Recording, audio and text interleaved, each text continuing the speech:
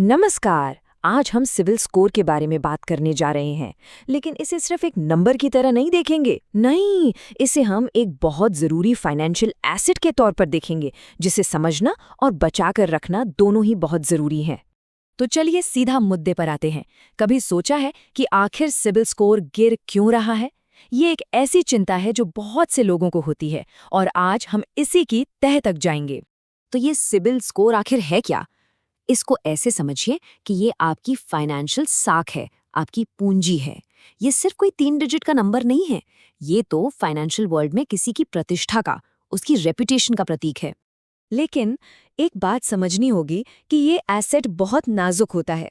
अक्सर होता ये है कि जानकारी की कमी की वजह से लोग अनजाने में ही अपनी सालों की मेहनत से बनाई हुई अच्छी फाइनेंशियल स्टैंडिंग को नुकसान पहुंचा बैठते हैं। ठीक है, तो अब जरा उन आम गलतियों पर नजर डालते हैं जिनकी वजह से सिबिल स्कोर गिरता है, और इन पर ध्यान देना वाकई बहुत जरूरी है। यहाँ कुछ मुख्य वजह हैं: लापरवाही, पेमेंट में देरी करना, क्रेडिट का जरूरत से ज्यादा इस्तेमाल, डेटा में कोई गलती होना, और एक बहुत बड़ा जाल जिसे कहते हैं सेटलमेंट। चलिए एक एक करके इन्हें समझते हैं। देखिए, बैंक और फाइनेंशियल इंस्टीट्यूशंस समय को लेकर बहुत सख्त होते हैं। अगर ईएमआई या क्रेडिट कार्ड का बिल सिर्फ एक दिन भी लेट हो जाए ना, तो रिकॉर्ड पर लेट पेमेंट का एक धब्बा लग जाता है, और इसका असर स्कोर पर तुरंत और बहुत बुरा पड़ता है। फिर आता है क्रेडिट का ज्यादा इस्तेमाल। अगर किसी की क्रेडिट लिमिट का बड़ा हिस्सा हमेशा इस्तेमाल होता रहता है, तो इसे फाइनेंशियल अस्थिरता का संकेत माना जाता है। बैंक इसे एक रेड फ्लैग की तरह देखते हैं, और इससे स्कोर कम हो सकता है। लेकिन शायद जो सबसे बड़ी गलती है वो है लापरवाही। अपनी क्रेडिट रिपोर्ट को कभी चेक ही न करना। कई बार छोटे छोटे भूले बिसरे बकाए भी वक्त के साथ आपके स्कोर को चुपचाप खत्म करते रहते हैं। चलिए अब उस चीज पर आते हैं जिसे शायद सबसे घातक गलती कहा जा सकता है। ये है सेटलमेंट का जाल। सुनने में ये एक समाधान लगता है, पर असल में ये एक फंदा है। अक्सर लोगों को लगता है कि लोन सेटलमेंट एक आसान रास्ता है ना? लेकिन क्या ये वाकई एक समाधान है, या फिर ये एक ऐसा धोखा है जो भविष्य में बहुत भारी पड़ सकता है? अब देखिए, सेटलमेंट और क्लोज्ड, इन दोनों में ना जमीन आसमान का फर्क है। जब रिपोर्ट पर सेटलमेंट लिखा होता है तो उसका सीधा सीधा मतलब है कि लोन का पूरा पैसा चुकाया ही नहीं गया, और ये आपके रिकॉर्ड पर एक ऐसा दाग छोड़ देता है जो समझिए भविष्य में लोन मिलने के लगभग सारे रास्ते बंद कर सकता है।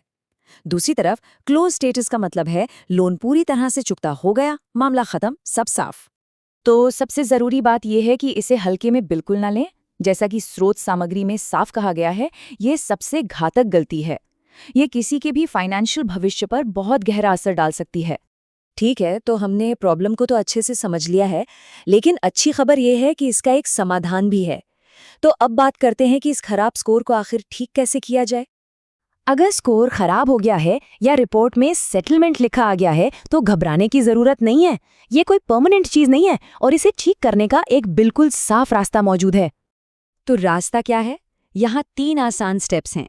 स्टेप 1, बैंक को पूरी बकाया राशि का भुगतान करें।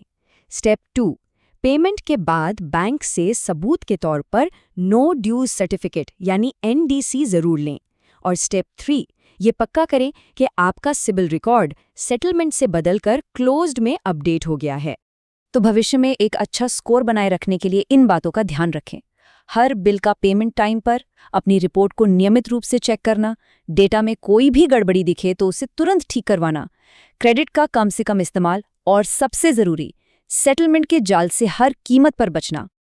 तो आखिर में बस यही बात है कि सिबिल स्कोर सिर्फ एक नंबर नहीं है, ये आपकी फाइनेंशियल संपत्ति है। इसे समझिए, इस पर नजर रखिए और इसकी रक्षा कीजिए।